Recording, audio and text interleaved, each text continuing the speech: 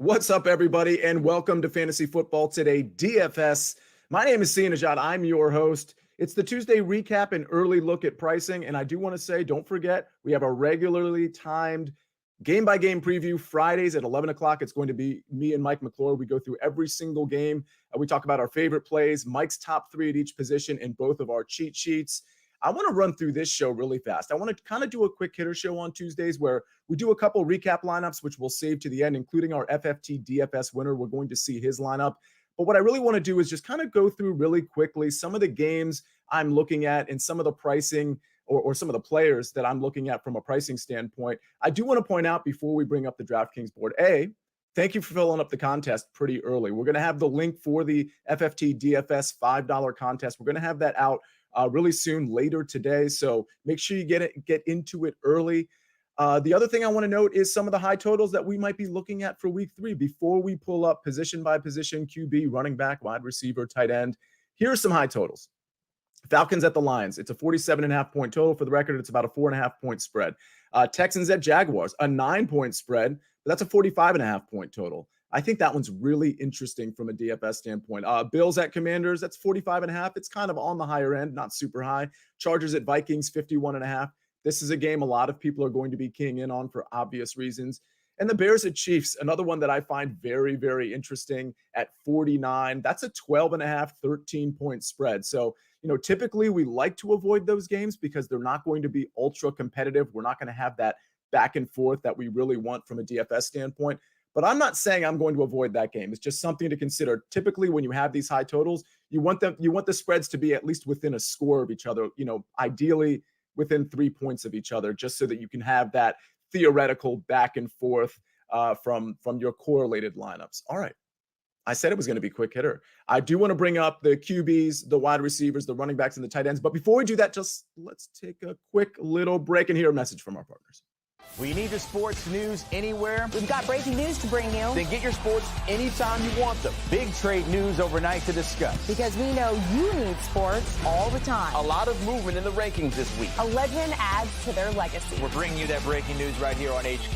CBS Sports HQ, anywhere, anytime, all the time. And we are back. This is Fantasy Football Today, DFS. All right, we got Nana working the ones and twos, and he's bringing up the QBs right now. So I think this is I think there's probably 5 or 6 quarterbacks that I really like in this slate. And, I think Patrick Mahomes is probably one of them. We always have the same issue with Patrick Mahomes. If you're not pairing him with Kelsey, which is obviously usually an expensive stack, and we're not 100% sure Kelsey is fully healthy, but if you're not pairing him with Kelsey, well, then who are you pairing him with? I mean, you can go to Kadarius Toney. Sky Moore actually got some looks. Outside of that, Rashee Rice, Marquez Valdez-Scantling, you're not really going there. You're not pairing him with a running back. You're probably not playing any Kansas City Chiefs running backs this week, is my guess. So I think the Patrick Mahomes to Kelsey stack, I think that's certainly in play. The one thing I'll point out is that there's so much value at the running back position, and we'll see. It's only Tuesday, right? We're going to see even more value open up at the receiver and likely at the running back position specifically as the week goes, maybe even at the quarterback position. But you're going to be able to pay up at receiver if you want to take those discount running backs. You're going to be able to pay up at receiver and perhaps pay up with your quarterback stacks as well. So certainly Mahomes to Kelsey is in play. Just don't forget, this is one of those games that has a double-digit spread, which conceivably, or I should say theoretically, means there's the potential, although Kansas City doesn't tend to do this, there's the potential that they'll take the foot off the gas, particularly if Justin Fields is a complete mess. Now, if you're playing this game, you're playing the idea that Justin Fields is not going to be a complete mess. He's going to run around a little bit, maybe complete some passes for once. And what does that mean? That means maybe Justin Fields from a ceiling outcome is in play here as well. So listen, he hasn't been very good at all, but if you were going to play him in a really high total and you expected him to break out, maybe this is the game where he actually pushes the Kansas City offense. So it's just something to consider there. Let's go back to the quarterback list, Nada, because there's plenty of other quarterbacks to look at here. Josh Allen against Washington, I don't want any of that. Lamar Jackson at home against Indianapolis, I think that is very interesting. I think you could pair him with a Mark Andrews, maybe a Zay Flowers. What's really interesting about Lamar, though, and what we'll have to check on Odell's injury, is that a lot of targets went to Nelson Aguilar, too. So this might be one of those situations where if you want to play Lamar, you play him naked. And let's go back to the quarterback list. Yeah, so Lamar is somebody that's kind of on my list here. Justin Fields kind of on my list. I don't know that I'm going to get there. Justin Herbert, he's going to be really popular. And frankly, I'm not really intrigued by the Mike Williams experience like everybody else has been through 2 weeks. It's really been Keenan Allen. And I would have done myself a lot of favors paying up for Keenan Allen as opposed to dropping down to Mike Williams in week 2 because Keenan Allen was a complete beast. I think Keenan Allen is going to be that dude again. So I think Justin Herbert and Keenan Allen stacks, while expensive, are going to be quite popular for good reason. We dropped down to Kirk Cousins. I think he's interesting in what's going to be a shootout game with the Los Angeles Chargers. Something to consider there. And then let's scroll down a little bit. We can get off the game logs completely because we're going to go so fast on this one. Not a Trevor Lawrence at home against Houston. Listen, I'm not a Trevor Lawrence guy. Never have been. If you listen to this show, kind of think the dude is overrated. I said that when he was coming out of college. With that said, this Houston offense actually can push the Jacksonville Jaguars. I think Stroud has at least shown that he can chuck the ball around. We saw what happened with Nico Collins, and I'm very mad at myself because if you remember on the Tuesday recap early look show last week, I was big on Nico Collins, and then I sort of got intoxicated by some of the other receivers. And what happened? I ended up kind of pivoting off of Nico Collins and going. Granted, I had some Puka Nacua, some Tutu Atwell, unfortunately, some Zay Flowers, but really, it was Nico Collins that was going to be a really nice run back to those Anthony Richardson stacks, which I had, unfortunately, after 2 touchdowns. He got injured. The rest of this board, not super interested in, but again, Trevor Lawrence, Kirk Cousins, as we get to that, less than 7K range, I think they're all very interesting. Let's scroll down, make sure I'm not missing anybody. All the ones you see on this screen right here. By the way, if you're watching us on YouTube, hit the like button. Not interested in any of these guys. I mean, Gardner Minshew at Baltimore, if Anthony Richardson happens to be out, I still am not going to play Gardner Minshew at Baltimore of all places. Now, this Baltimore defense isn't super formidable, but I'm just not interested. With the weaponry that Gardner Minshew and Anthony Richardson have, I'm just not interested, even though it's 5,100 in playing that. Tannehill, Ritter, not interested in playing either of those two either. Thank you, everybody, for being in the chat. Lori Moore says, first time watching this particular podcast. Excited to be with the very best. Lori, thank you so much. And don't forget, Tuesdays at 11 o'clock, it's me and Mike McClure. We go through every single game one by one. We talk about our favorite plays. And more importantly, Lori, we talk about our favorite correlations. That's what's really important when it comes to NFL DFS. How are we correlating our lineups? If you don't know what that means, you can always ask. I know a lot of people have privately messaged me, and I'm going to help them out this week as well. JK, what do you think about going right back to Kelly if Eckler is out? Bad matchup last week, but much better this week and should be low owned. That's true. We're going to get to running backs right now, JK. That's actually a really good transition. And we'll get to Josh Kelly. In fact, stop right there. Scroll back down. Let's look at Josh Kelly before we go back up to the top of the board. Scroll down a little bit more. And there we are. Josh Kelly is 5,400. It is a plus matchup at Minnesota. Yeah, that's one of the value running backs that you're going to want to look at for sure. Let's scroll back up to the top.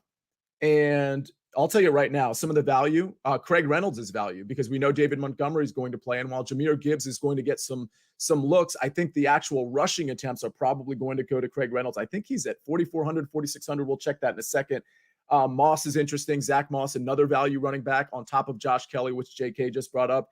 And of course, Jerome Ford. Listen, Jerome Ford doesn't have a great matchup, but it's Jerome Ford. And we saw what he did against Pittsburgh. I mean, he's such a dynamic runner that you could have a really good defense. It's almost like the Barry Sanders experience, and I'm not comparing the two, where the defense is just lined up perfectly and they're pursuing in the proper way, and Jerome Ford just reverses field and he runs 75 yards for a near touchdown. So all of those value running backs that I just mentioned 4. Really, I just mentioned 3, and JK mentioned 1 as well. Those are the types of running backs, if you're willing to play them, that are going to allow you to play the top flight receivers, which we're going to get to in a second, and the top flight stacks, which we discussed a little bit when we got to the quarterback section. Let's go all the way back to the top, Nada, and take a look at some of these high-end running backs that we may or may not be interested in. I mean, listen, Eckler, if he plays, I think you play him. I think that means he's healthy. If he doesn't play, Joshua Kelly at 5,400 is certainly an obviously good value against Minnesota. So I like that. Obviously, the preference would be to have Austin Eckler in there.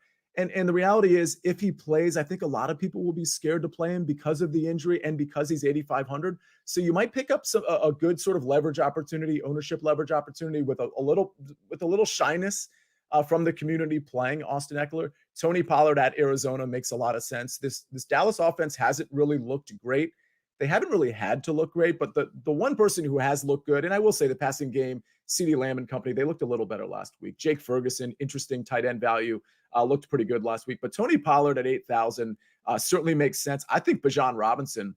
Now, let's actually click on his game log because I think this will surprise some people when we look at his rushing attempts. Let's go to his game log here. And I believe his rushing attempts were a lot higher than people expected in week 2. 19 rushing attempts. Remember, he only had 10, and we thought we were going to see some sort of split with Tyler Algier. 19 rushing attempts and 4 receptions on 5 targets. Now he gets a really good matchup going into the Dome at Detroit. I think this could be a time to play Bijan Robinson when his stock is at least a little lower than perhaps it should be. We can go back to the running backs here. Bijan Robinson again at 7,800, I think is very, very interesting. Derrick Henry, I'm not playing at Cleveland for obvious reasons. Travis Etienne, I think is interesting. We'll monitor the injury, but this is a nice matchup, a nice bounce back spot in my opinion for Etienne, and I don't think there's going to be a lot of ownership there. Jahmyr Gibbs is really interesting too. He is not going to get the rushing attempts. It's going to be Craig Reynolds with David Montgomery out. But let's very quickly on his game log, because Jahmyr Gibbs' receptions and targets was pretty impressive last week. So we look at the receptions, 7 on 9 targets. That's a fantasy day. That's the makings of a fantasy day, particularly if he was able to get in the end zone. 7 rushing attempts isn't bad either. So I think it'll be interesting to see how ownership shakes out with Jahmyr Gibbs and Craig Reynolds. And I'll make sure I ask specifically that question to Mike McClure when we get to Friday's game-by-game breakdown. Let's get to the running backs. So scrolling down here, Ramondre Stevenson, not playing him against the Jets. James Cook, I'm not playing him at Washington, although I don't think it's a terrible play at 6,400. Kenneth Walker, I actually respect the front 7 of Carolina quite a bit, but 6,200 is probably still a little too low for Kenneth Walker. So that's somebody I'm definitely going to consider. Brian Robinson, at 5,800, the way Eric Bieniemy is using him, I think it's pretty unique. I think we thought Antonio Gibson was going to get a little bit more in the passing game or just in the rushing splits. It has been all Brian Robinson. So I don't love it in what is likely a negative game script, but we noticed even in a negative game script, Brian Robinson gets some pretty good usage. So I think 5,800 is at least interesting. I'll be full disclosure here. I don't think I'm getting to it, but I think he's at least interesting at that price. Zach Moss at Baltimore, 5,500. I think we like that. I mean, I think that's pretty good value there. And honestly, I don't think I need to address any other running backs other than the ones that I mentioned earlier that just have tremendous value. Craig Reynolds, Zach Moss, who we mentioned, and Jerome Ford.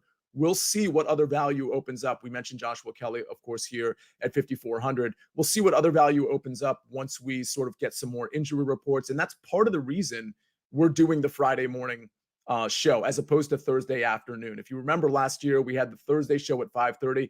We're likely going to have a little bit more ownership information, but also injury information during our Friday 11 o'clock game-by-game breakdown. So something to consider. That show is really important. Obviously, we're not going to know about inactives and actives, and Saturday mornings are usually pretty good for stuff like the indicators when it comes like that. But Friday morning is much better than Thursday afternoon. So I'm really looking forward to that. And I think that closes it for the running backs. Let's go to wide receiver real quick. But before we do that, we're going to take one last small break and hear a word from our partners. Are you guys ready to win some money? Are you guys ready to win some money? It's never been more fun to win. $1 million! Loteria Loca. Series premiere Monday, October 2nd on CBS and streaming on Paramount+. All right, and we're going to move really quickly through wide receiver. I'm just going to mention right off the top some of the wide receivers that I really like here. And again, you can pay up at wide receiver because of the value at the running back position, likely at the tight end position as well. Justin Jefferson, Amon-Ra St. Brown, Keenan Allen, Calvin Ridley, Mike Williams, Jordan Addison, Dotson, Shaheed, Osborne, Jaden Reed. So far, those are all guys sort of in my player pool, and we'll have to wait for some injury information before we kind of flush that out a little bit. Again, Jefferson at the top, 9,300, very expensive, but it's a very nice matchup against the Los Angeles Chargers. So I think that's sort of an easy place to go. Tyreek Hill, I'll probably lay off him at home against Denver, but I don't hate that play. Amon-Ra St. Brown, we will have to monitor the injury. Absolutely love Keenan Allen. Keenan Allen and Justin Jefferson, likely both in my lineups with a Justin Herbert stack to the Keenan Allen side. Maybe I bring it back with two guys, Jefferson and another receiver or TJ Hawkinson. Something to consider there. Let's scroll down a little bit before we get to tight end real quick. And yeah, like this part of it, I'm not really super intrigued. I do want to pay up at receiver. I know that's what Mike McClure is going to want to do as well. I'm just not going to do the Mike Williams thing. I'll just go straight to Keenan Allen. Let's scroll down a little bit more as we get into the 5K range. Jordan Addison, I think, is very interesting in a shootout. I mean, is KJ Osborne going to steal more targets from him? Yeah, probably, but hopefully we're on the right side of variance there. And then we can scroll down a little bit more. I don't think there's anybody else to talk about right now as I want to move pretty fast through the show. Kadarius Toney, always interesting, but at less than 5K, but I don't think I'm getting there with him. Rashid Shaheed, always interesting to me at 4,200. He just gets a ton of targets, and he's such a good deep threat too. And then we see KJ Osborne at 4,000. I see Josh Lucero. You ask about Pacheco. I'm going to be off Pacheco.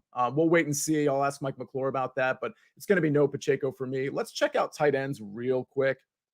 I don't think we need to spend a lot of time on this. Let's see what Kelsey is priced to at the top, 7,200. Again, in those Mahomes stacks, if you want to play that, I'm not going to do it, especially in likely a non-competitive game.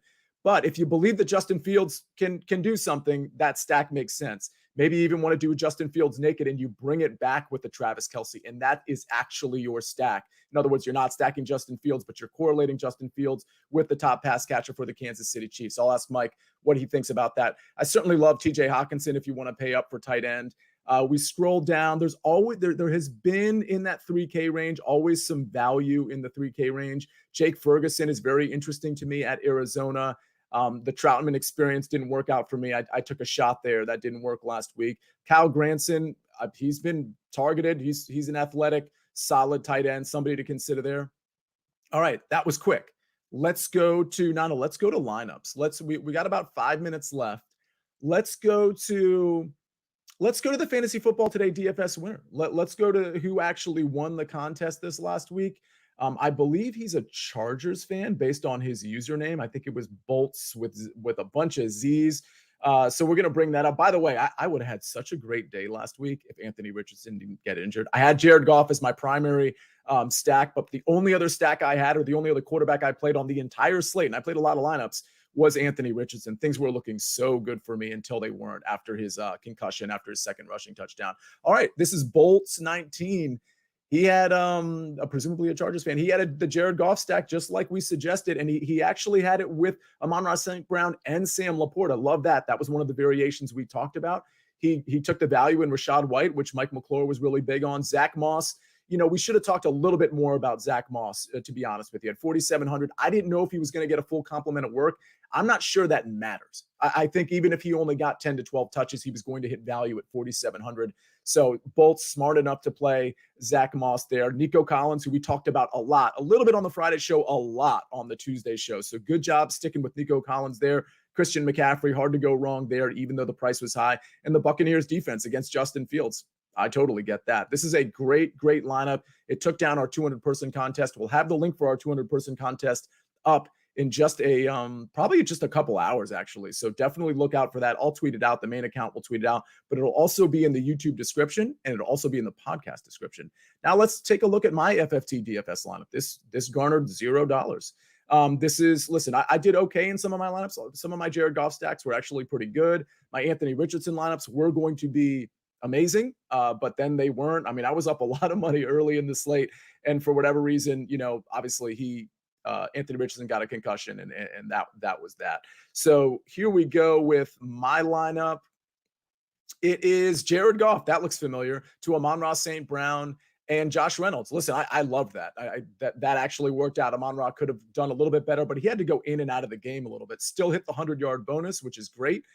Derrick Henry and Josh Jacobs. That's kind of where I went wrong. I was a little stubborn about Josh Jacobs. I probably could have gotten off of him, but I didn't ultimately. Derrick Henry did okay. No problems there. Again, the real big issue here was playing Mike Williams instead of Keenan Allen. If this lineup plays Keenan Allen, I end up in the cash in this FFT DFS tournament. And unfortunately, I went with the wrong guy. Not that Mike Williams had a terrible game, but Keenan Allen really was the play in that one. Luke Musgrave, no issues there. A little overrated. I mean, he's just not getting the targets that I think we're expecting. So Kenneth Walker had a fine game. This was a good lineup. It just wasn't a great lineup. And Josh Jacobs is really what sunk me there. Before we get out of here, let's see. Do we have any other questions? Can you do a top 3 overall, J Metz asked, or top 5 cash game plays at the end of the Friday show? That's a great idea, and you're not the first person to suggest some sort of cash game core, top 5, things of that nature. So we will get to cash game plays on the Friday episode. That is a very, very good question, and we will definitely do that. Lori, Josh, J Metz, Japan 5, everybody, thank you for being in the chat. So this one went a little faster because we started a little late. Have no fear. Next Tuesday, we actually might have a guest with us next Tuesday, but we're going to steamroll through QBs, running backs, wide receivers, tight ends, but we're also going to have like 5 or 6 more minutes to deal with. So it won't feel super suffocating with how fast I'm talking. But to be honest with you, for these early looks, I like to just like pepper stuff. I like to just throw stuff out there, throw some things that I'm looking at from a correlation standpoint, and just, have you all absorb it as we go into the Friday show. So these Tuesday shows aren't going to be me taking my time through the slate. They're going to be quick hitter stuff. What do I like? What do I not like? Where's the value? Where am I looking to pay up? At what position? And where am I looking to pay down? And I think we got through all of that. So I think that's all. Look out for the FFT DFS contest. Make sure you're here with us at 11 o'clock on Friday. That's going to be a very important show every single week. This has been Fantasy Football Today DFS. Appreciate you all joining us. Definitely subscribe. Make sure you're always hitting the like button on YouTube. And hey, write a review for us. That would be awesome on Apple, Spotify, wherever you can write reviews. Write a review. I would really appreciate it. This is Fantasy Football Today DFS. My name is Sia Nejad. See you Friday with Mike McClure.